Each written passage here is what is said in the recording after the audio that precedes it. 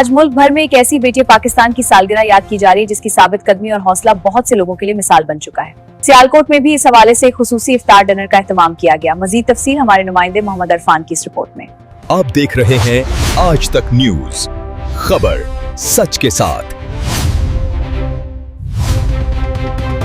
जी, मैं इस वक्त मौजूद हूँ टीम ग्रीन पाकिस्तान एक प्रोग्राम में, जहाँ पर डॉक्टर आफिया की रिहाई के लिए यहाँ पर प्रोग्राम किया जा रहा है। हमारे साथ उनके अहदेदार मौजूद हैं। आइए हम इनसे जानते हैं कि उन्होंने क्या बताया। आज का ये जो प्रोग्राम था ये बेसिकली डॉक्टर आफिया सिद्दीकी की सालगिरह के हवाले से था।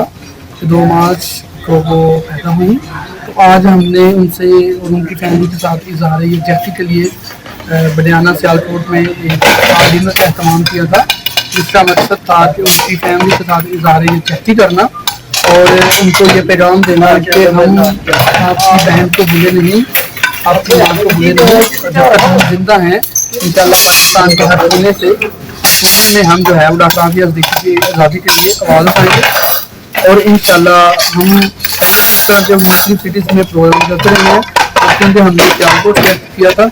तो आज हमने ये एक जो प्रोग्राम था अल्हम्दुलिल्लाह जो कामयाब रहा, उसमें हमारे मीडिया के दोस्त भी थे, सियासी लोग भी थे, उसके अलावा मस्जिद हर एक ने यही इज़हार किया कि वो इंशाअल्लाह हर फोरम में डॉक्टर आफिया सिद्दीकी की आवाज़।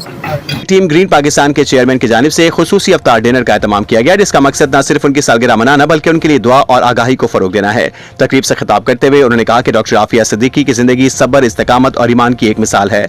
उनका कहना था कि यह दिन सिर्फ सालगिरह नहीं बल्कि अहद वफा का दिन है, जब लोग इस अज़म की तजदीद करते हैं कि आईनी, कानूनी और पुरअमन जद्दोजहद के जरिए डॉक्टर आफिया सिद्दीकी के बुनियादी इंसानी हकूक के लिए आवाज उठाते रहेंगे। आज तक न्यूज, खबर सच के साथ।